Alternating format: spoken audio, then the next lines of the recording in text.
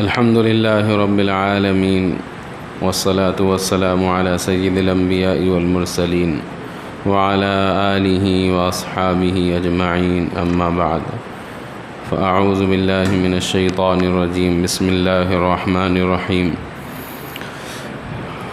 ومنهم أميون لا يعلمون الكتاب إلا أماني وإنهم إلا يظنون فويل للذين يكتبون الكتاب بأيديهم ثم يقولون هذا من عند الله ليشتروا به ثمنا قليلا فويل لهم مما كتبت أيديهم وويل لهم مما يكسبون۔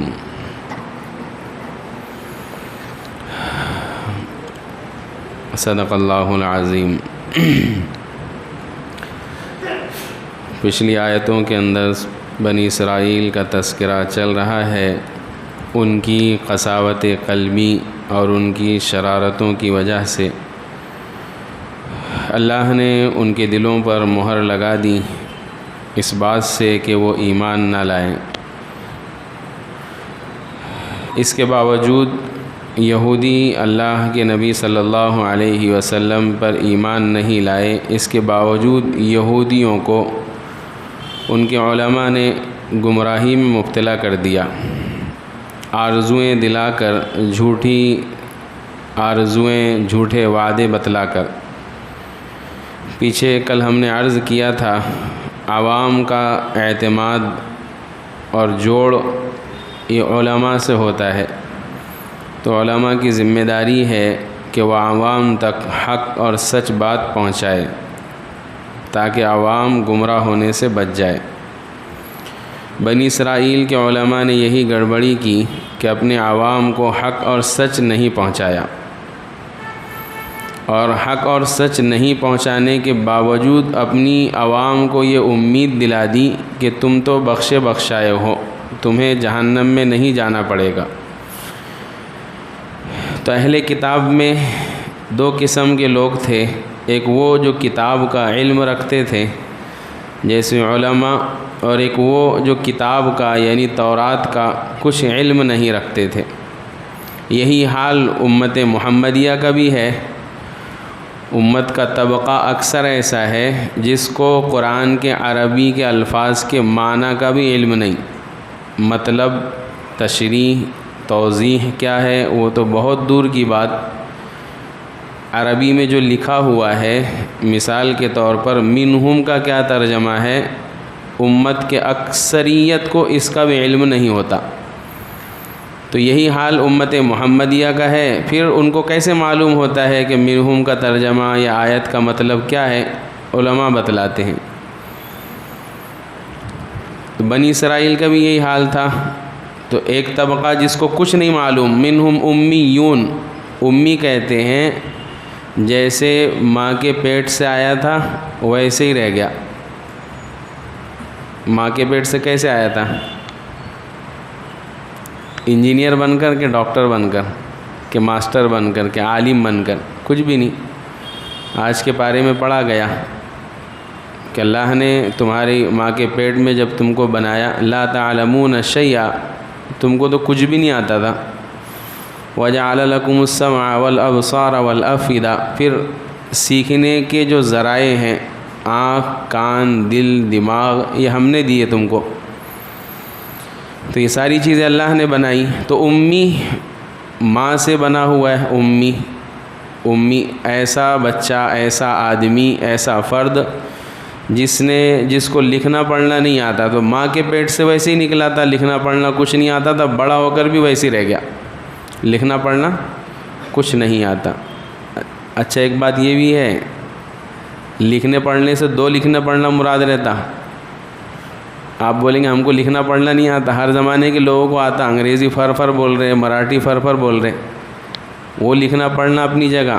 یہاں مراد ہے قرآن کا لکھنا پڑھنا، اور یہودی جو تھے، اہل کتاب جو تھے، ان کے لیے تورات اور انجیل کا لکھنا پڑھنا مراد ہے۔ تو بتاؤ قرآن کے لحاظ سے امت محمدیہ کی اکثریت امی ہے کہ نہیں ہے؟ نہیں ہے، نہیں معلوم۔ بس کہیں مدرسے مکتب میں اگر اللہ کے فضل سے پڑھ لیے تو صرف عربی سیکھ لیے، اتنا ہو گیا کہ قرآن پڑھتے آ گیا، اس کے آگے کا کچھ نہیں آیا۔ تو خیر اہل کتاب میں بھی ایک جماعت، ایک گروہ ایسا تھا جو امی تھا، جن قرآن کہتا ہے لا یعلمون الکتاب، کتاب سے مراد یہاں پر تورات ہے، تورات کا ان کو کوئی علم نہیں تھا، الا امانی و انہم الا یظنون، علم کچھ نہیں تھا لیکن آرزوئیں بہت تھیں۔ قرآن کہتا ہے وہ آرزوئیں خیال ہی خیال تھیں، حقیقت سے اس کا کوئی واسطہ نہیں۔ مثلاً یہودیوں کی آرزو اور تمنا ان کے علماء نے یہودیوں میں پھیلا دی تھی کہ دیکھو ہمارا دین موسوی جو ہے نا، یہ قیامت تک کے لیے، کوئی بھی نبی آ جائے، عیسیٰ آ جائے کہ محمد صلی اللہ علیہ وسلم آ جائے، ہم کو فرق نہیں پڑتا، ہمارا دین قیامت تک کے لیے موسیٰ علیہ السلام جو لائے، لہذا ہم محمد کو نہ مانیں، عیسیٰ کو نہ مانیں، تب بھی ہم کافر نہیں۔ یہ ان کا علماء نے ان کو سمجھا دیے تھے، اس لیے حضور کے آنے کے بعد بھی وہ اسلام میں داخل نہیں ہوئے۔ پھر ان کو یوں کہا جاتا کہ نبی کی بات نہیں ماننا یہ گناہ ہے اور گنہگار جہنم میں جائے گا۔ تو اس کا جواب انہوں نے اپنے عوام کو یہ سمجھا دیا تھا کہ پہلی بات تو ہم جہنم میں جائیں گے نہیں، اور بالفرض اگر ہم چلے گئے جہنم میں تو ایک روایت عبداللہ ابن عباس رضی اللہ عنہ کی یہ ہے جس میں فرماتے تھے یہودی کہتے تھے کہ دنیا کی کل عمر 7000 سال ہے، تو اگر ہمیں جہنم میں جانا بھی پڑا تو ہم صرف 7 دن رہیں گے جہنم میں، 1000 سال کے بدلے میں 1 دن اگر ہم بالفرض جہنم میں گئے تو۔ دوسری روایت میں یہ ہے یہودی یوں کہا کرتے تھے کہ اگر ہم جہنم میں گئے بھی تو صرف 40 دن جائیں گے۔ کتنے دن؟ 40 دن، اس لیے کہ وہ 40 دن جب موسیٰ علیہ السلام روزے اور اعتکاف کی حالت میں کوہ طور پر تھے تو قوم یہاں گمراہ ہو گئی تھی، بچھڑے کی عبادت کرنے لگی تھی، اس کو معبود بنا لیا تھا 40 دن تک، تو فرمایا وہ 40 دن تک ہی ہم جہنم میں جائیں گے، اس کے بعد اللہ ہم کو نکال دیں گے جہنم سے۔ یہ آرزوئیں، یہ تمنائیں یہودیوں نے، ان کے علماء نے عوام میں پھیلا دی تھی۔ عیسائیوں نے بھی ایسے ہی کیا، ہم نے کل عرض کیا تھا، عیسیٰ علیہ السلام کے ماننے والوں کو ان کے علماء نے یہ سمجھا دیا کہ عیسیٰ علیہ السلام نے تمہارے گناہوں کا کفارہ ادا کر دیا، لہذا تمہارے اوپر کوئی گناہ ہی نہیں، جب گناہ نہیں تو جہنم میں کیوں جائیں گے، جہنم میں تو گنہگار جاتا، لہذا تم بھی جہنم میں نہیں جائیں گے۔ قرآن میں ایک آیت ہے جس کا ترجمہ ہے کہ نصارہ اور یہودی یہ جہنم میں نہیں جائیں گے۔ ایک تو یہ تو آیت کا مطلب ہوا، یہاں سمجھنے کی ضرورت ہے، کل بھی ہم نے عرض کیا تھا، ہمارے امت محمدیہ صلی اللہ علیہ وسلم کے اندر بھی عقائد اور اعمال کے لحاظ سے گمراہی بہت عام ہوتی چلی جا رہی ہے۔ لوگ اعمال کرتے نہیں ہیں نبی والے، نبی کے علم سے بھی دور ہیں، نبی کے عمل سے بھی دور ہیں، اور آرزوئیں ایسی ہیں کہ حضور ہماری سفارش کریں گے، حضور ہماری غلط عقائد، حضور والے عمل بھی نہیں کرتے ہیں، حضور والا علم حاصل بھی نہیں کرتے ہیں، حضور سے محبت میں حضور کا طریقہ اپناتے بھی نہیں ہیں، اور جب ان سے کہا جائے کہ تمہارا کیا ہوگا تو کہتے نہیں حضور ہماری سفارش کر دیں گے، ہم جنت میں چلے جائیں گے۔ عقل میں آ رہی کہ بات آ رہی؟ عقل میں بات نہیں، کیسے کریں گے حضور سفارش؟ حضور سفارش قرآن کہتا ہے الا لمن ارتضی، اسی کی کریں گے جس سے راضی ہوں گے، اور حضور اسی سے راضی ہوں گے جو عمل حضور کے جیسا کر آئے گا، علم حضور والا حاصل کر کے آئے گا۔ ابھی کھل کر کہہ دیتے ہیں، ہمارے آپس کے مسلمان ایک دوسرے کو بولتے ہیں نا ہم جنت میں جائیں گے تم نہیں جائیں گے، جیسے بیچ میں یوٹیوب پر چلا ایک بریلوی عالم کیا کہہ رہے ہیں کہ دیوبندی اگر بیت اللہ کا طواف کرتے ہوئے بھی مر جائے تو جنت میں نہیں جائے گا، اور بریلوی اگر زنا کرتے ہوئے بھی مر جائے تو جنت میں جائے گا۔ عوام کہہ رہی سبحان اللہ، ایسی ہوگا مطلب؟ ارے سنے کہ نہیں سنے؟ سنے نا، ان کے عوام نے مان بھی لیا کہ ایسے ہی ہوگا۔ اس کو کہتے ہیں علماء کی غلط رہنمائی کرنا۔ تو قرآن کیا کہتا ہے کہ نہیں ایسے کام نہیں چلے گا کہ تم کچھ بھی بیان کرو، کچھ بھی بولو، اس لیے کہ عوام کو تو معلوم ہی نہیں ہے کتاب میں کیا لکھا ہوا، علماء غلط سلط بتلا دے رہے، عوام مان لے رہی ہے، ایسے ہی ہو جائے گا قیامت میں؟ نہیں، جیسے یہودیوں کے ساتھ ایسا نہیں ہوگا کہ اللہ انہیں بخش دیں گے، عیسائیوں کے ساتھ ایسا نہیں ہوگا کہ اللہ انہیں بخش دیں گے، مسلمانوں کے ساتھ بھی ایسا نہیں ہوگا کہ عمل کریں گے نہیں کوئی اور حضور صلی اللہ علیہ وسلم کی سفارش کی امید لگا کر بیٹھیں گے، ایسا نہیں ہو سکتا۔ تو پتہ چلا کہ حضور کی سفارش چاہیے، جنت چاہیے تو علم بھی حضور والا حاصل کرو، عمل بھی حضور والا حاصل کرو۔ حضور والے علم اور حضور والے عمل سے جب امت دور ہو جاتی ہے تو پھر امت میں خرافات، برے عقائد جنم لے لیتے ہیں اور پھر امت آرزوؤں پر جینے لگتی ہے۔ ابھی امت کا اکثر طبقہ نماز نہیں پڑھ رہا، روزہ نہیں رکھ رہا، تراویح چھوڑ کر بھاگ جا رہا ہے کہ نہیں؟ یہ پورا اکولا میں ایسے ہی، لیکن ان کو پوچھو جنت میں جائیں گے کہ نہیں جائیں گے تو غصہ ہو جائیں گے اپنے پر ہو، کچھ بھی بات ہے مولوی صاحب ہم نہیں جنت میں جائیں گے تو کون جائیں گا پھر؟ ارے کیسے جائیں گے جنت میں بھائی؟ کیسے جائیں گے بغیر عمل کی؟ جنت میں کیسے چلے جائیں گے؟ جنت میں جانے کے لیے تو اللہ نے ایمان کے بعد عمل کی شرط لگائی ہے، ورنہ جہنم میں تو جانا ہی پڑے گا چاہے کچھ دنوں کے لیے جانا پڑے۔ بہرحال تو یہ معلوم ہوا اس آیت سے کہ محض آرزویں اور امیدیں اگر عمل نہ ہوں تو بیکار ہیں، بے فائدہ ہیں۔ فویل للذین یکتبون الکتاب بایدیہم ثم یقولون ھذا من عند اللہ لیشتروا بہ ثمنا قلیلا فویل لہم مما کتبت ایدیہم وویل لہم مما یکسبون۔ یہ سورہ بقرہ کی آیت نمبر 78۔ اس کے اندر اللہ نے یہودی علماء کی ایک شرارت اور خباثت کو ذکر کیا۔ کیا ہے وہ شرارت؟ قرآن کہتا ہے ہلاکت ہے ایسے لوگوں کے لیے جو کتاب یعنی تورات کو لکھتے ہیں اپنے ہاتھوں سے، پھر لوگوں سے کہتے ہیں کہ یہ اللہ کی طرف سے ہیں، پھر اس کو معمولی سی قیمت میں بیچ دیتے ہیں، اس سے تھوڑا سا پیسہ رقم لے لیتے ہیں۔ پھر قرآن کہتا ہے ایسے لوگوں کی ہاتھوں پر بھی ہلاکت ہے اور ایسے لوگوں کی کمائی پر بھی ہلاکت اور بربادی ہے۔ ویل کہتے ہیں عربی میں ہلاکت اور بربادی کو، اور ایک حدیث میں ہے کہ ویل جہنم کی ایک وادی، جہنم کے گڑھے کا نام ہے۔ اگرچہ حدیث تھوڑی سی کمزور ہے لیکن مفسرین نے لکھا ہے کہ اس گڑھے کی ہولناکی اتنی ہوگی جہنم کی کہ اگر اس میں جب کافر مشرک کو ڈالا جائے گا تو 40 سال لگیں گے اس کی تہ میں پہنچنے کو، اتنا گہرا وہ گڑھا ہوگا جس کا نام ویل ہے۔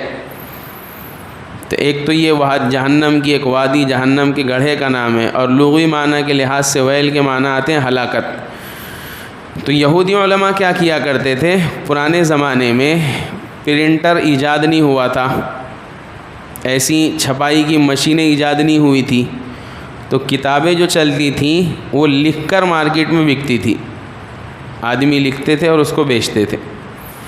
تو یہودی علماء بھی تورات اپنے ہاتھ سے لکھتے تھے، لیکن اس لکھنے کے اندر جو اصل نسخہ ہوتا تھا اس میں اس کی نقل اتار رہے، لکھ رہے دیکھ کر، تو نقل جو اتار رہے ہیں اس میں لکھنے میں گڑبڑی کرتے تھے، مٹاتے تھے۔ مثال کے طور پر یہ نسخہ مجھے کسی سیٹ کو بیچنے کا ہے، اس کو خوش کرنا ہے، تو اس تورات کی آیت میں ایسا جملہ ڈال دوں جس کو پڑھ کر وہ خوش ہو جائے۔ تحریف کا بیان کل بھی آیا تھا، اس کو کہتے ہیں ایسے الفاظ بدل دیتے تھے اس کے، اور پھر کہتے تھے کہ یہ تورات وہی ہے جو اللہ نے نازل کی موسیٰ علیہ الصلاۃ والسلام پر، یہ رکھ لو۔ اس طریقے سے بیچتے تھے اور پھر اس کو بیچ کر پیسہ کماتے تھے۔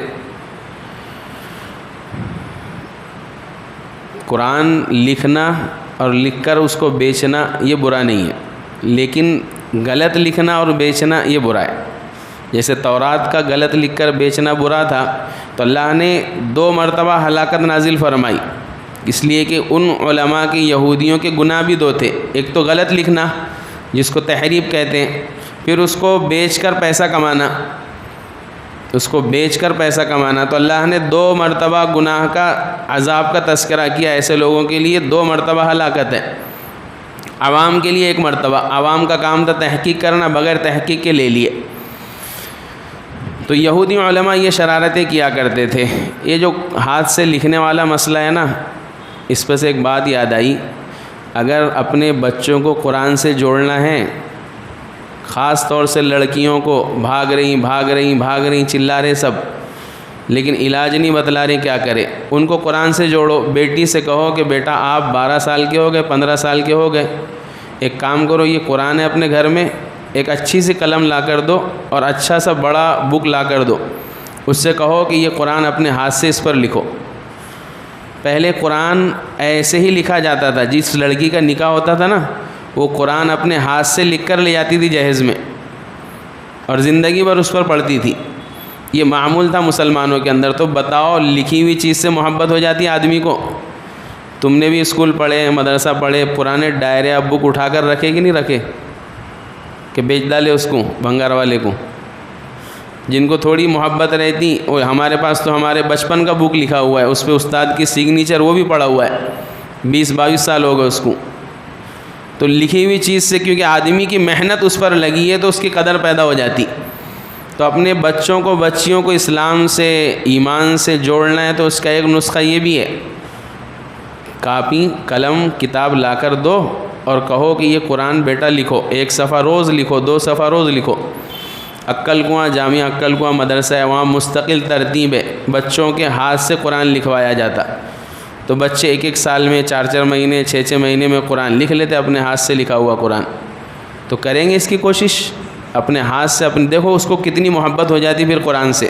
پھر وہ قرآن کے لیے لڑنے مرنے سب کچھ کرنے کے لیے تیار ہو جائے گا کہ قرآن ضائع نہیں ہونے دیں گے. ورنہ نیری رکھی ہوئی ہے رحل میں یا جزدان میں باندھ کر سجے کے اوپر، اس کو محبت نہیں کہتے. ہمارے زمانے محبت یہی نا، سجے کے اوپر رکھ دو. پھر بعد میں مسئلہ پوچھتے مولوی صاحب ہمارا پلنگ بھی ادھر ہی اور سجا بھی ادھر ہے، تو پیر ادھر ہو رہے تو چلتا کیا؟ اتنا ادب.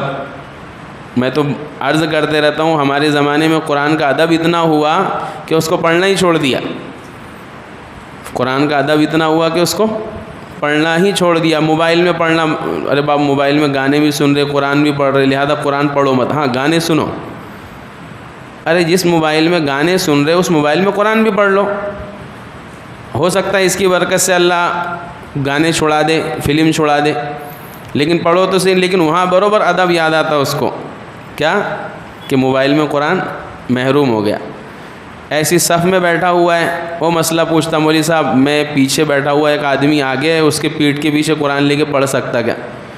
بے ادبی ہے. تو لہذا پڑھتے ہی نہیں. بیٹھے ہوا مسجد میں آدھا گھنٹہ خالی، لیکن بے ادبی ہو جائیں گے دوسرے کے پیچھے قرآن لے کر پڑھنے سے، اس لیے قرآن پڑھتا ہی نہیں.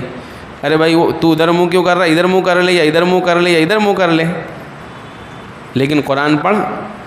تو بے ادبی کی وجہ سے شیطان نے ایسا ڈال دیا، اتنا ادب سکھلا دیا قرآن کا کہ اس کی تلاوت سے ہی روک دیا، اس کے پڑھنے پڑھانے سے روک دیا. تو بہرحال بات یہ چل رہی تھی لکھنا کتاب کو. اورنگزیب عالمگیر رحمۃ اللہ علیہ، ہندوستان کا ایسا عظیم بادشاہ مسلمانوں میں نہیں گزرا جس کو ایک مخصوص جماعت نے اپنے مذموم مقاصد کے لیے بدنام کر دیا. ورنہ اتنا بڑا اللہ والا بادشاہوں میں ہندوستان میں نہیں گزرا. متحدہ ہندوستان پہ حکومت کرتے تھے اورنگزیب عالمگیر رحمۃ اللہ علیہ. حکومت کے خزانے سے پیسے نہیں لیتے تھے، بیت المال سے. بادشاہ وقت بیت المال سے پیسے نہیں لیتا تھا. پھر کیا کرتا تھا؟ ٹوپیاں بنتا تھا، قرآن لکھتا تھا. ٹوپیاں بن کر اس کو بیچتے تھے، قرآن لکھ کر پھر وہ جو اس کا ہدیہ آتا تھا اس سے اپنا گھر کا خرچ چلاتے تھے. تو اورنگزیب عالمگیر رحمۃ اللہ علیہ بہرحال، لیکن ایک مخصوص جماعت نے کیا کر دیا؟ اپنے مذموم مقاصد کے لیے بدنام کر دیا کہ ایسے تھے ویسے تھے. ایسا کچھ نہیں تھا. خیر، ایک تو یہ معلوم ہوئی بات. تو یہودی علماء لکھا کرتے تھے کتاب تورات کو اور بیچ دیتے تھے. لکھنے کا ایک دوسرا مطلب یہ ہے کہ قرآن حدیث کا علم حاصل کرو اور پھر لوگوں کو غلط مسئلہ بتا کر پیسے کماؤ.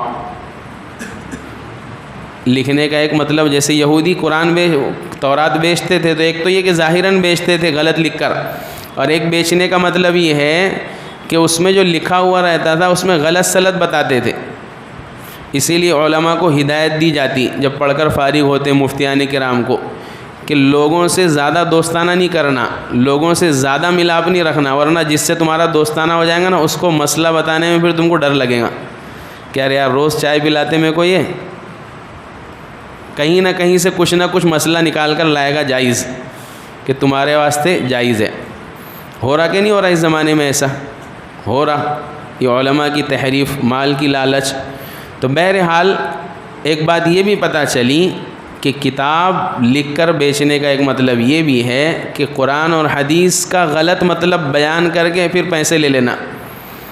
تو اللہ ہماری اس سے حفاظت فرمائے۔ وقالوا لن تمسنا النار الا ایاما معدودہ قل اتخذتم عند اللہ عہدا فلن یخلف اللہ عہدہ ام تقولون علی اللہ ما لا تعلمون۔ یہ وہ آیت ہے، آیت نمبر 80 سورہ بقرہ کی، جس میں اللہ نے یہودیوں کے، اہل کتاب کے اس بات کو نقل کیا ہے جو وہ کہتے تھے کہ ہمیں جہنم چھوئے گی نہیں، ہم جہنم میں جائیں گے نہیں، بالفرض گئے بھی تو الا ایام معدودہ، تھوڑے دنوں کے لیے، ایک روایت میں 7 دن اور ایک روایت میں 40 دن کے لیے۔ اللہ فرماتے ہیں قل اتخذتم عند اللہ عہدا، کس نے بولا تم کو کہ تم 7 دن 40 دن جہنم میں جائیں گے، باقی نہیں جائیں گے؟ اللہ سے تمہارا ایگریمنٹ ہوئے ہوا ہے کیا؟ قل اتخذتم عند اللہ عہدا، تم نے اللہ کے ساتھ معاہدہ کر رکھا ہے کیا؟ ایگریمنٹ ہو گیا تمہارا اللہ کے ساتھ کہ ہم 7 دن جائیں گے؟ کس نے بتا دیا یہودیوں اور عیسائیوں کو کہ تم جہنم میں نہیں جاؤ گے؟ فلن یخلف اللہ عہدہ، کہ اللہ اس ایگریمنٹ اور معاہدے کی خلاف ورزی نہیں کریں گے۔ ام تقولون علی اللہ ما لا تعلمون، یا تم اللہ پر محض جھوٹی بات بیان کرتے ہو، ایسی بات اللہ کے بارے میں بیان کرتے ہو جس کا علم تمہیں خود نہیں ہے۔ بلا من کسب سیئۃ واحاطت به خطیئته فاولئک اصحاب النار هم فیها خالدون والذین آمنوا وعملوا الصالحات اولئک اصحاب الجنہ هم فیها خالدون۔ یہ آیت نمبر 81 اور 82 ہے سورہ بقرہ کی، اس میں اللہ نے نجات کا قانون اور ضابطہ بیان فرمایا۔ جیسے یہودی اور عیسائی کہتے تھے ہم جہنم میں نہیں جائیں گے، مسلمانوں کے اندر بہت سے فرقے اور جماعت ہے جو کہتی ہم جہنم میں نہیں جائیں گے، ہم نبی والے ہیں، ہم کو جہنم چھوئے گی نہیں، حضور ہماری سفارش کر دیں گے۔ تو کیا ہے ان ساری باتوں کی حقیقت؟ ضابطہ اور قانون کیا ہے اللہ کا؟ تو اللہ نے بڑے واضح انداز میں بیان فرما دیا، بلا سنو، غور سے سنو، من کسب سیئۃ، اللہ کا ضابطہ یہ ہے کہ جو برائی کرے گا، وَأَحَاطَتْ بِهِ خَطِيئَتُهُ، اتنی برائی کرے گا کہ برائیوں میں چاروں طرف سے گھر جائے گا، نیکی کا نام و نشان باقی نہیں رہے گا، فَأُولَئِكَ أَصْحَابُ النَّارِ، وہ جہنم والے ہیں۔ کیا کہا قرآن نے؟ من کسب سیئۃ، جو برائی کرے گا، یہاں من کے اندر عام آ گیا، یہودی ہو، عیسائی ہو، کافر ہو، مشرک ہو، مسلمان ہو، جو برائی کرے گا، اللہ کا قانون یہ، برائی کا مطلب یہ گناہ، اور گناہ 2 طریقے کا ہوتا، ایک گناہ کفر اور شرک والا ہوتا ہے، اور ایک گناہ اس سے چھوٹا ہوتا ہے۔ تو کفر اور شرک ایسا گناہ ہے کہ اگر آدمی نے پہلے سے نیک کام کر کے رکھے ہیں پھر کافر بن گیا تو پرانے والے نیک کام ضائع ہو جاتے، پرانے والے نیک کام۔ مثال کے طور پر یہود اور عیسائی حضور صلی اللہ علیہ وسلم کے آنے سے پہلے مسلمان تھے، کچھ گناہ کیے تھے انہوں نے نبیوں کو ستانے کا، تو اس وقت تو مومن تھے، لیکن جب حضور آ گئے شریعت بدل گئی، اب حکم یہ ہوا کہ حضور پر ایمان لاؤ، نہیں لائے، تو حضور پر ایمان نہ لانے کی وجہ سے وہ لوگ جو ایک زمانے میں مسلمان تھے کافر بن گئے۔ کیا بن گئے؟ ان کی نجات کے لیے ضروری تھا کہ حضور پر ایمان لاتے، لائے نہیں، تو کافر بن گئے، کفر کر لیا، اور کفر بہت بڑا گناہ ہے۔ تو قرآن کہتا ہے جس نے کفر کر لیا، من کسب سیئۃ، اور اتنا کیا گناہ کہ گناہ میں چاروں طرف سے گھر گیا، یہ کافر ہی کی شان ہے، مسلمان کی نہیں ہے، اس لیے کہ مسلمان کی شان ایسی، آج گناہ کیا کل روتا، پھر اس کے بعد جب اس کا کچھ اچھا ہو جاتا پھر گناہ کرتا، پھر جب برا ہوتا پھر روتا، ایسی حال ہے نا، کبھی زیادہ عبادت کرتا، پھر کبھی گناہ کرتا، کبھی چلے میں چلے گیا، پھر چلا 40 دن تک پابندی سے نماز پڑھا، پھر چھوڑ دیا تو 1 سال تک آتا نہیں، پھر کہیں سے پکڑ لیا، ملاقات کرے، 3 دن لگائے، پھر سدھرا، پھر آیا، تو یہ سلسلہ چلتا رہتا ہے۔ نہیں بھی چلے میں جا رہا تو عوام کا بھی یہی ہے، رمضان آیا مسجد پکڑ لیا، رمضان چلے تو غائب ہو گیا، اس لیے کہ اس کے دوست کو اللہ نے قید کر دیے تو یہ مسجد میں قید ہو گیا شیطان کو قید کر دیے تو حضرت مسجد میں آ گئے، شیطان چھوٹا تو لے کر چلے گیا رمضان کے بعد ساتھ میں کہ چل اب چھٹی مل گئی، اپن دونوں مل کر ساتھ میں گھومتے، تو 11 مہینے تک اب مسجد میں آتا نہیں، اپنے دوست کے ساتھ گھومتے رہتا۔ تو بہرحال ضابطہ کیا بیان فرمایا، من کسب سیئۃ، یہ کافر کی شان ہے، کفر کرنے کے بعد اب اس نے نیک اعمال بھی کیے نا، سارے کے سارے ضائع ہو گئے، برباد ہو گئے، وَأَحَاطَتْ بِهِ خَطِیئَتُهُ، ان گناہوں نے اس کو گھیر لیا، فرمایا پھر ایسا آدمی جہنم والا ہے، اور سنو ہم فیہا خالدون، ایسا آدمی ہمیشہ ہمیشہ جہنم میں رہے گا۔ یہی آیت فیصلہ کر دیتی ہے عیسائیوں اور یہودیوں کے بارے میں کہ بتلاؤ عیسائی اور یہودی جہنم میں تھوڑی دیر کے لیے رہیں گے کہ ہمیشہ کے لیے رہیں گے؟ ارے کتنے دن کے لیے رہیں گے؟ ہمیشہ کے لیے رہیں گے۔ کیوں؟ کیوں؟ جیسے جواری ویسے کیوں؟ کیوں بھائی؟ آپ کو بھی سمجھنا ضروری ہے ورنہ میں بیان کر کے چل جا رہا۔ اس لیے رہیں گے کہ حضور پر ایمان لانا جنت میں جانے کے لیے شرط ہے، اللہ پر ایمان لانا تو شرط ہے ہی، حضور پر ایمان لانا بھی کیا ہے؟ شرط ہے۔ تو ان کا اللہ پر تو ایمان ہے اس زمانے کے، لیکن حضور پر ایمان نہیں لائے، تو جب حضور پر ایمان نہیں لائے تو پرانے اعمال بھی ضائع ہو گئے، اور مرتے دم تک حضور پر ایمان نہیں لائے تو کافر ہی رہے حضور پر ایمان نہ لانے کی وجہ سے۔ تو کافر کے لیے قرآن بیان کرتا ہے ہمیشہ کی جہنم۔ کافر اور مشرک ان اللہ لا یغفر ان یشرک بہ، شرک کو اللہ معاف نہیں کرتے، ویغفر ما دون ذلک لمن یشاء، اس کے علاوہ جس گناہ کو چاہتے ہیں اللہ معاف فرما دیتے۔ تو عیسائی اور یہودی ہمیشہ، جو لوگ دنیا سے رخصت ہو گئے ان کے بارے میں، حضور پر ایمان لائے بغیر چلے گئے ہیں تو ہمیشہ جہنم میں رہیں گے، جہنم سے چھٹکارا نہیں ملے گا، یہ اللہ کا قانون اور ضابطہ ہے۔ رہ گیا مسلمان کا مسئلہ، اگر اللہ رسول پر ایمان رکھتا ہے لیکن گناہ بھی کرتا ہے تو گناہوں میں گھرا ہوا نہیں ہے، تو جتنے گناہ کیا تھا اتنی دیر اللہ اس کو جہنم میں رکھیں گے، اس لیے کہ جنت پاک جگہ ہے، تو اس کو پاک کرنے کے لیے جہنم میں ڈالیں گے، جب پاک ہو جائے گا اس کے بعد کیا کریں گے؟ پھر جنت میں مومن کو ڈال دیں گے۔ والذین آمنوا وعملوا الصالحات، جو لوگ ایمان لائے اور انہوں نے اعمال صالحہ کیے، اولئک اصحاب الجنہ، یہ جنت والے۔ یہاں پر بھی غور کرو، ایمان لانے پر اللہ نے اکتفا نہیں کیا، اس لیے کہ ایمان لانے کے بعد بھی اگر اعمال صالحہ نہیں ہوں گے تو جہنم میں جائے گا، وہ الگ بات ہے کہ ہمیشہ نہیں رہے گا۔ تو ایمان لانے کے بعد اعمال صالحہ کیا ہے؟ موٹے موٹے نماز، روزہ، حج، زکوٰۃ اور اس طریقے سے دین کے جو 5 شعبے ہیں وہ یہ سارے اعمال صالحہ۔ فرمایا جو ایمان لائے اعمال صالحہ کیا، اولئک اصحاب الجنہ، یہ جنت والے ہیں، ہم فیہا خالدون، یہ لوگ جنت میں ہمیشہ ہمیشہ رہیں گے۔ ہو گیا اللہ کا ضابطہ، اللہ کا قانون بالکل واضح، کون جنت میں ہمیشہ رہے گا اور کون جہنم میں ہمیشہ رہے گا۔ کافر مشرک جہنم میں ہمیشہ رہیں گے، مومن اور مصلح جو ہے وہ جنت میں ہمیشہ رہیں گے۔ تو اللہ سے دعا ہے کہ اللہ تبارک و تعالی ہم سب کو حقیقی مومن، حقیقی مسلم بنائے، ہم سب کے لیے اللہ ہمیشہ کے لیے جنت کا فیصلہ فرمائے، ہمیشہ کی جہنم سے ہم سب کی حفاظت فرمائے۔ سبحان اللہ بحمدہ، سبحانک اللہم وبحمدک، ونشہد ان لا الہ الا انت نستغفرک۔ سبحان ربک رب العزۃ عما یصفون، وسلام علی المرسلین، والحمد للہ۔